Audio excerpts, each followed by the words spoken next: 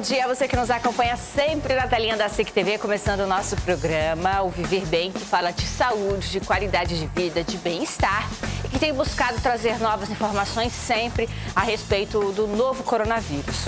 Porque enquanto sobram dúvidas de quando chegaremos ao final desta pandemia, enquanto vai sobrar então questionamentos, dúvidas, incertezas? Ou melhor, quando é que começaremos a ver o número de contágio diminuir aqui em Rondônia? Continuamos com a nossa missão de esclarecer, com a ajuda de especialistas, as dúvidas sobre o vírus e sobre os cuidados. Além de tudo, o que a gente precisa fazer aí quando se trata da pandemia do novo coronavírus? Então, por isso, a gente recebe mais uma vez a doutora Raquel Souto para nos ajudar aí com alguns questionamentos que são comuns. Pode vir aqui, doutora, pode chegar aqui conosco, seja muito bem-vinda. Afinal, ainda sobram muitas dúvidas. É um vírus novo, a cada dia a gente tem alguma notícia referente sobre este tema e a população costuma se perguntar bastante sobre isso ainda, né? Com certeza. Como é novo, tudo é novo, então assim, as dúvidas acontecem, cada hora aparecem estudos diferentes, novas dúvidas aparecem, novas soluções aparecem, é uma coisa que ela é muito dinâmica. Essas informações sobre o coronavírus é muito dinâmico. Então, a gente colheu alguns questionamentos da população, dos nossos telespectadores e vamos pontuar aqui algumas dúvidas. Queria colocar a primeira dúvida na tela, então, para perguntar para a doutora Raquel. Os números de casos novos de Covid-19 em Rondônia, eles ainda se encontram elevados, doutora? Ainda, Renata, ainda assim, a gente ainda vê um número de casos, quantitativo importante de casos aumentando nas últimas 2 semanas. Mesmo com o fechamento, a gente acredita que essa função desse isolamento restrito, a gente vai repercutir mais na semana seguinte, que a gente vai conseguir ver o resultado do nosso isolamento restritivo. Certo. A segunda pergunta, crianças são menos suscetíveis ao novo coronavírus? Sim e não. Se a gente partir do pressuposto que as crianças não estão na rua, as crianças não saem, as crianças não têm convívio na escola, sim. Só que o que acontece? Quem transmite para as crianças são os pais. São os pais que precisam trabalhar, são os pais que estão saindo. Então, assim, a transmissibilidade é a mesma. A transmissão que as crianças recebem é a mesma. Só que se você partir do pressuposto que a criança tem menos fluxo de saída, elas acabam que elas são menos suscetíveis. A gente pode, ainda falando das crianças, dizer que elas são mais assintomáticas? Elas são assintomáticas ou com sintomas leves. Geralmente as crianças elas não estão vindo com sintomas moderados a graves, tanto que a gente vê pouco número de internações de crianças com coronavírus, mas elas transmitem. Crianças transmitem como qualquer outra pessoa e às vezes até um pouco mais, porque elas estão assintomáticas. Então, quando a pessoa está assintomática, a gente acaba que não tem tanta preocupação, a gente fica com aquela falsa sensação de que não está transmitindo, mas elas transmitem da mesma forma. Isso até é uma informação que precisa deixar clara, que as crianças transmitem como qualquer pessoa. Certo. A quarta pergunta, ainda falando das crianças, por que as crianças são afetadas com menos frequência? É aquela questão que eu estava falando. Na verdade, não é que elas sejam afetadas com menos frequência. Elas estão menos expostas, elas não estão na escola, elas não estão saindo só em casos de extrema necessidade, como um atendimento médico ou um caso excepcional. Então, acaba que elas têm menos, assim, não são tão afetadas. E outra coisa é que como as crianças elas não são moderadas a grave, elas não têm os quadros de moderado a grave, acaba que elas não são testadas. Então, assim, pode ter que ter a falsa sensação de que elas são menos afetadas. E a próxima pergunta, quem transmite a doença para as crianças, como a senhora já respondeu, são os pais estarem trabalhando, ou às vezes quem toma conta da criança. Na verdade, a criança ela não sai para receber, assim, para transmitir, ela recebe. Certo. Próxima pergunta na tela, então, do Viver Bem, hoje trazendo aí questionamentos referentes ao novo coronavírus, as dúvidas que ainda restam acerca da doença. Quais são os sintomas que as crianças apresentam, doutora? Nos casos que a gente percebe realmente que o número de casos entre as crianças ele é menor, né? Até uma divulgação menor.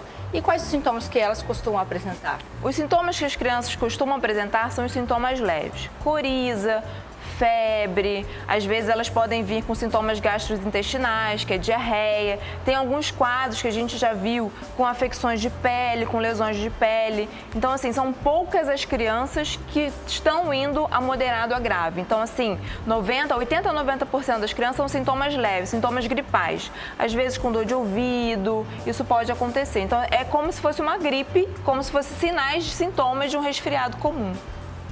Certo. Próxima pergunta na tela. Como proteger as crianças de infecção por Covid-19? Isso é uma coisa que eu estou insistindo, divulgando, falando constantemente desde quando começou. A forma que a gente previne as crianças é a forma com que a gente tem que prevenir. Como? Lavagem das mãos, se você for à rua, você usar as máscaras, evitar fluxo de pessoas na sua casa, evitar que você saia para a rua sem necessidade, criar o hábito da criança, aproveitar que agora a gente está nessa fase do lavar a mão, ensinar a criança a lavar a mão adequadamente. Se não tem o acesso ao sabão naquele momento, que use o álcool em gel. Então, assim, é importante que a gente ensine medidas de higiene para a criança, que assim a gente consegue fazer a prevenção do coronavírus em crianças. Eu já ia entrar nesse ponto, mas não tem ali uma dificuldade maior, às vezes, de educá-las para isso? Para o uso da máscara, para a lavagem das mãos, para evitar o abraço, o beijo? Que assim, a criança, você não consegue ter controle com relação a isso. Você vai virar para a criança e falar assim, minha filha, meu filho, não me abrace. Algumas crianças que estão expostas sempre a isso, elas já começam a entender. Exemplo, filhos de profissionais de saúde. Elas já entendem que quando os pais chegam em casa, eles não podem abraçar. Ou a maioria delas, né? Dependendo também da idade. Quando as crianças são muito pequenas, não conseguem. Então, assim, a gente realmente tem uma dificuldade um pouco maior com relação a isso. Mas o que eu falo, a gente tem que ensinar, a gente tem que falar para as crianças o que está acontecendo e as medidas que possam ajudar a gente. A questão da máscara é difícil, porque a criança não tem uma certa ainda desenvolvimento para o uso da máscara. Então, assim, só que é aquela coisa, é o ensinar todo dia, o falar para ela, é a continuidade, é a frequência. Muito bem, a gente continua falando sobre este assunto, mas vamos para a primeira pausa do dia. Daqui a pouco nós estamos de volta. Você de casa não saiu daí.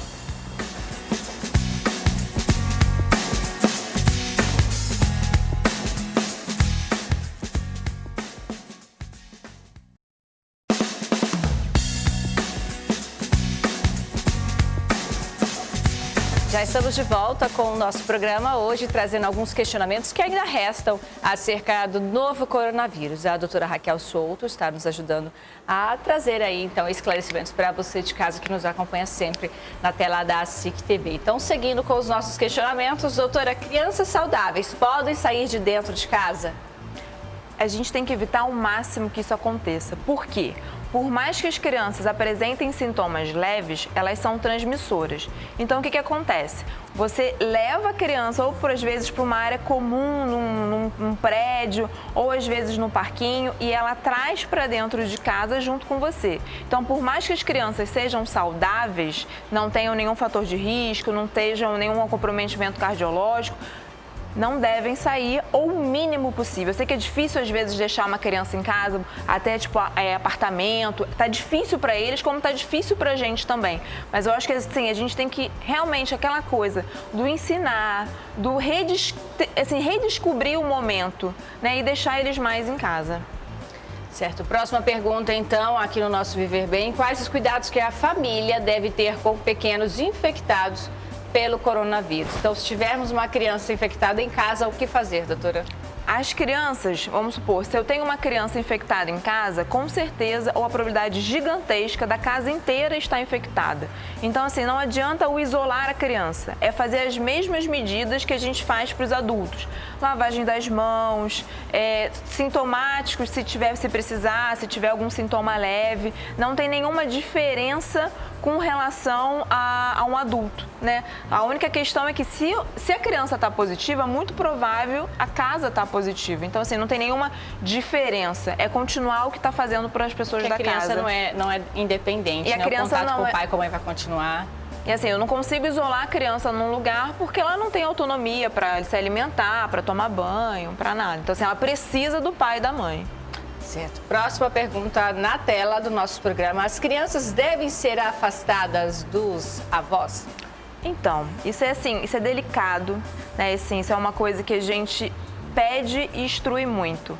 Os avós são fatores de risco, né? Porque são idosos. Os idosos é uma população que tem uma probabilidade maior de ser acometido pelo coronavírus e com quadros moderados a graves. Então, se a gente parte do pressuposto que a criança ela pode transmitir, então, assim, o ideal é que não tenha contato com os avós, que eles permaneçam afastados. Mas a gente sabe que a realidade não é de muitos, né?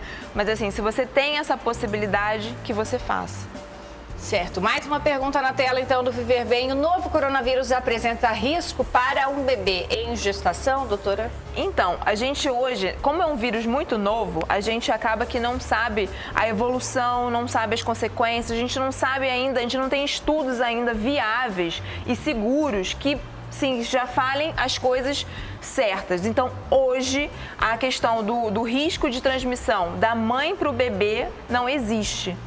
Então a gente pode ficar as grávidas podem ficar despreocupadas, caso elas sejam positivas, elas não vão estar transmitindo para os seus filhos no período da gestação, né?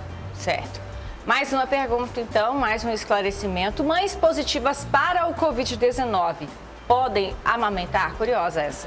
Elas podem e devem. O benefício da amamentação, ele sobrepõe a qualquer risco de contaminação do coronavírus, do Covid-19.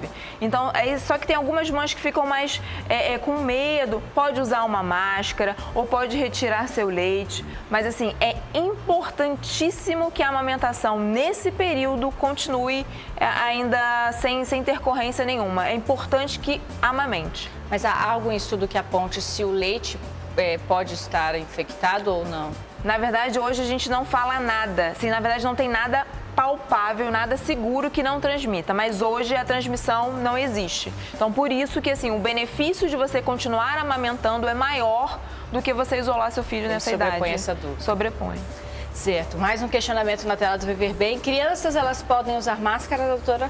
As crianças, assim, a gente tem que entender que as crianças têm seu desenvolvimento próprio, né?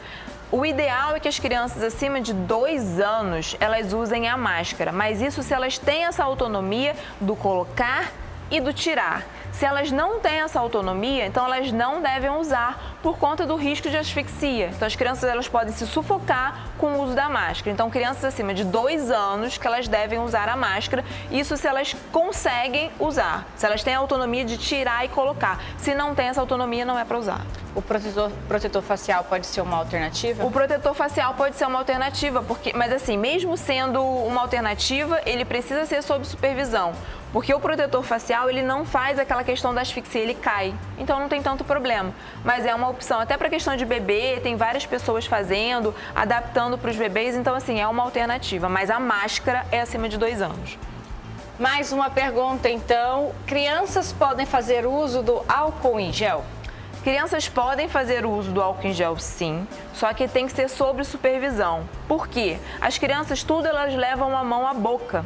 Tudo levam a mão à boca. Então, assim, elas podem fazer, sim, mas sob supervisão. Então, para as crianças, é melhor que use o velho sabão com água, ensinando a esfregar a mão, tudo direitinho. Então, para as crianças, o ideal é que use água e sabão, mas numa situação que você precise ir para a rua, com a criança ou um médico, pode usar do artifício do álcool em gel. Mais um questionamento, então, acerca do novo coronavírus. O que fazer para aumentar a imunidade do meu filho, da minha criança? Isso é uma questão que sempre foi muito presente no consultório. O que eu posso fazer para aumentar a imunidade do meu filho? Qual é a fórmula mágica para aumentar a imunidade do meu filho? Eu falo para vocês que não existe. A fórmula mágica para aumentar a imunidade é uma alimentação saudável, uma quantidade de sono boa.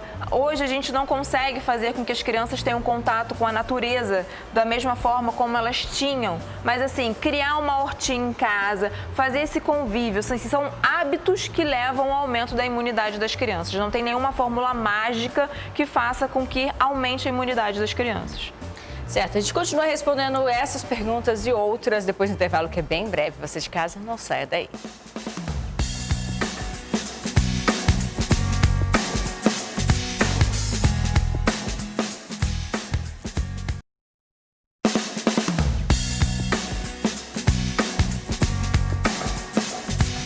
Já de volta com o nosso programa, continuando então, falando sobre o novo coronavírus, com as dúvidas que nos restam, com os questionamentos apurados com os pais, inclusive. Por isso, a gente vai colocar mais uma pergunta na tela para a doutora Raquel Souto responder para a gente. Doutora, quando levar o meu filho à emergência em tempos de Covid-19? Essa é uma pergunta que eu quero que fique muito clara, porque eu falo que assim, informação de qualidade é direito de todo mundo. Então, assim, quando que eu levo meu filho à emergência? Eu levo meu filho à emergência na mesma situação de uma emergência antes do Covid. Febre mais de 2 dias, quadro de diarreia com sinais de desidratação, alguma queda importante, falta de ar. A gente tem aquela coisa de tipo, meu filho está com crise de asma, eu não vou levar ao hospital porque tem o Covid. Só que o que acontece? Ele não tem o Covid, mas ele tem uma crise de asma, ele tem um quadro de dispneia que pode vir a piorar se você não levar seu filho à emergência. Então, assim, todos os quadros que são de emergência você deve levar. Febre mais que 2 dias, quadro de diarreia que evolua para desidratação e quadro de quedas. Isso são, assim, algumas opções, algumas indicações de você ir à emergência. Óbvio que você não, às vezes, quando você está preocupado, você não consegue, por conta de cólica, isso não deve ir à emergência. Deve você entrar em contato com o seu pediatra para que assim ele te oriente, mas casos de emergência são emergência e devem continuar sendo encaminhados à emergência. Certo, mais uma pergunta na tela aqui do nosso programa. Devo vacinar o meu filho em tempos de Covid? Essa é a mesma coisa. As pessoas ficam naquela sensação do seguinte: eu não vou com medo do Covid, mas as outras doenças continuam. Meningite continua, as pneumonias continuam, as varicelas continuam. Então, a partir do momento que eu não sou vacinado, que meu filho não tem um calendário vacinal completo, ele acaba sendo mais suscetível a essas doenças, que podem para frente até pensar-se ou confundir com o quadro do coronavírus. Então, assim, devem atualizar o calendário vacinal. Inclusive, quando você for levar o seu filho para atualizar o calendário vacinal dele, você deve atualizar o seu calendário vacinal, que a gente também esquece da gente, né? Muito bom, muito bom. Próxima pergunta é: o retorno das aulas, quando deverá acontecer, doutora? O retorno das aulas, na verdade, eu acho que ninguém sabe e é um momento que a gente precisa ter muito cuidado, porque a gente já falou aqui anteriormente que as crianças menores de 2 anos, elas não usam máscara. Elas não têm autonomia, elas não conseguem ter o entendimento de não abraçar, de vou me afastar. E fora que a criança, quando ela vai à escola, ela tem contato com diversas outras crianças. Então, assim, isso é uma questão muito delicada, isso é uma questão que, assim, precisa de ter muita atenção da direção da escola, do Ministério da Educação, do Ministério da Saúde também, para a gente voltar com essas crianças. Acredito que as crianças que não sejam do período eletivo obrigatório, do período educativo obrigatório, não devam voltar por conta da transmissibilidade.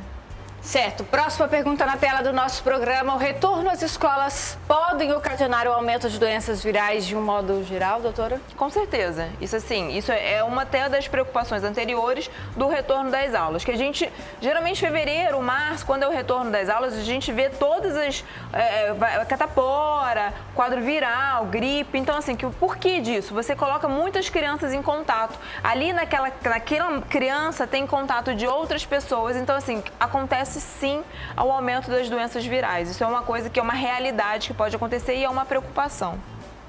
Mais uma pergunta, então, aqui na tela do Viver Bem.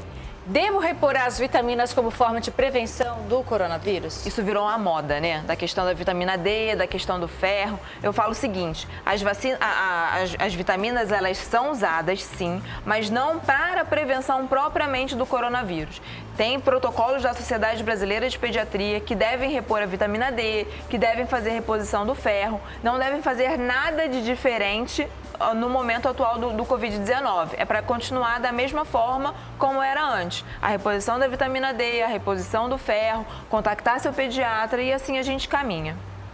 Mais uma pergunta na tela do Viver Bem, então, hoje falando sobre o novo coronavírus. Vacinação é importante para o coronavírus? Já tem a vacina? Eu falo o seguinte, eu acho que nesse momento dessa pandemia, a gente visualiza o quanto é importante a vacina, o quanto a gente espera a vacina do coronavírus. A gente já tem algumas empresas, algumas instituições que estão desenvolvendo essa vacina, mas hoje a gente não tem. Então, o que a gente pode fazer hoje com relação à vacina? Vacinar com as vacinas que tem, as vacinas do calendário vacinal, que você acaba que previne dessas doenças e não fica na dúvida de uma outra sintomatologia. Mais uma pergunta na tela do nosso programa. Com relação aos testes, qual fazer? Quando fazer? Criança deve fazer? Isso é uma dúvida muito clara, né? A gente tem alguns tipos de teste. A gente tem o PCR, que é o do cotonete, que é o do suave, que ele deve ser feito até os 7 dias do início dos sintomas. Depois dos 7 dias, a gente deve usar da sorologia, que é através do sangue. As crianças só fazem quando estão internadas em casos moderados a graves. Não se tem necessidade, não se tem indicação de fazer o exame em crianças que tenham ou a casa inteira infectada ou sintomas leves. Então, assim, isso é uma coisa que eu quero deixar muito claro. A indicação dos testes para criança são quadros moderados a graves. Mais uma pergunta, então, seguindo aqui com os questionamentos. Quem já foi infectado pode se considerar imune? A gente espera que sim.